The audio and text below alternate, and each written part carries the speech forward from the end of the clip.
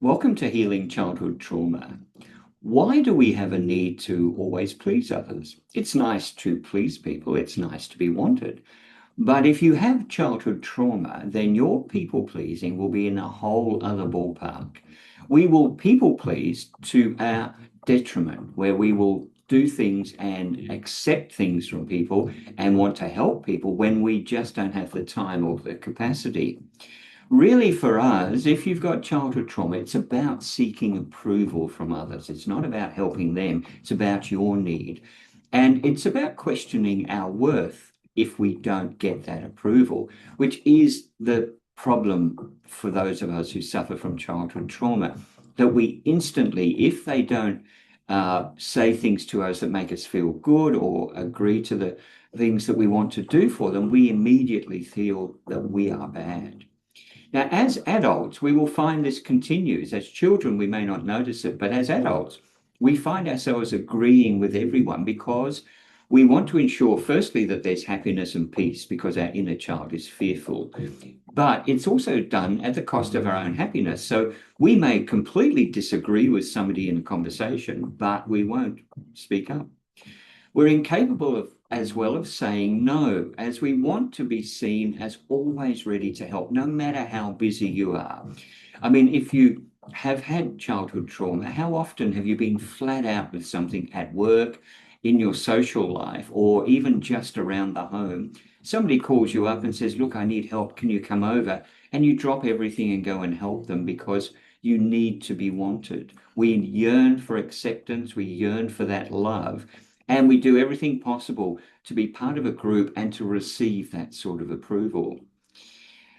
As I said, it's rare that we'll express our own opinion. We prefer to see which way the conversation goes, then nod and agree. Even when, obviously, we secretly disagree, we don't stand up and speak about it. We don't want to be identified as different. We don't want to be pointed at as being somebody who has a different idea or a different conversation or wants to have a different conversation.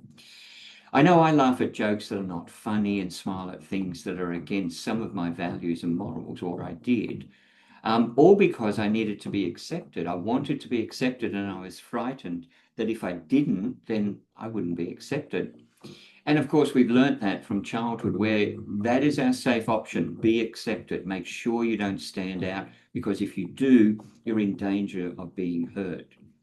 Now, often my trauma impacted me to the point where I often saw myself as less than others.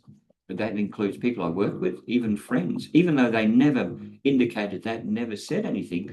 That's how I felt.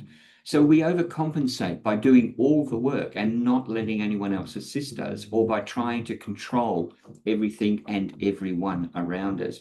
And that's when it becomes a real problem for us, because we then become these control freaks that people no longer want to have or be associated with. People pleasing will also mean you might suppress your feelings of a resentment or frustration about this, about wanting to speak up, but you're scared to if you're sitting in a room and people are talking about something, and you hear people putting in their points of view. You don't. But then one day you reach a breaking point. It's not that you want to join, it's just that you erupt. And it can lead to an emotional explosion at work or with friends or loved ones. It's really all about that human desire for acceptance and approval, because we lacked that as a child. We didn't have it, so we need it. We desperately seek it out. And that happens in our relationships as well. So we may not have a healthy relationship because we are just seeking one where the person accepts us and approves of us, rather than a genuine adult relationship, because we're doing everything we can to gain that acceptance and approval. Now, if any of that feels similar to you, then you do have people pleasing tendencies. And I don't mean just the ones where we want to please others because it feels good. I mean the ones that really impact our emotional well-being. Let me give you an example of what I'm talking about. Many years ago, I was always desperate to please others, as I pointed out. And in the early 80s, I was invited to attend the opening of a nightclub in Sydney. Now, it's going to be a really popular night spot. It was just off Oxford Street. And although I didn't feel I belonged in that social environment, I really didn't. I wanted to go to be part of it. So I went out and I bought what I thought were the current trend in clothing: parachute pants and a tight fitting knitted top. Now, quite honestly, I looked ridiculous. Even I knew that when I looked at myself in the mirror before I went, but I went wearing it anyway, even though I felt like a fraud. And of course, everybody at the event was just dressed as you would expect normally. I left an hour after I arrived because I felt so out of place. That's a simple explanation of how it impacts us, but that is what happens to us through our entire life. We do these things just to please others. And of course, it's exhausting. It's absolutely exhausting to be a people pleaser. And the long-term effects include things like anxiety, chronic stress, low self-esteem, and really the biggest problem is the loss of your own personal identity. Be who you are. If people don't like it, as long as you're not volatile and rude and so forth and aggressive and violent, then just be who you are. Recognizing that you have people pleasing is crucial to healing and establishing a healthy relationship for yourself. Once you see it, once you see the way you act and you can start stopping, then your healing can begin. I mean, to start your healing process, think about your childhood. Did you feel safe? Could you express your feelings without fear? Now, imagine expressing genuine feelings to someone and embracing your true self, being actually who you are and what you want to say.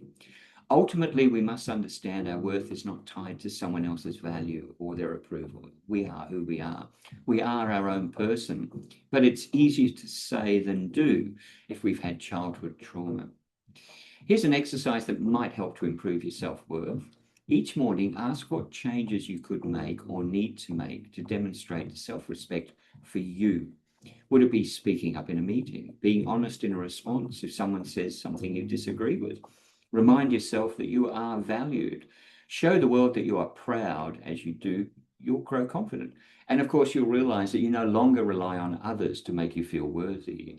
Remember, the words we say to ourselves are super powerful.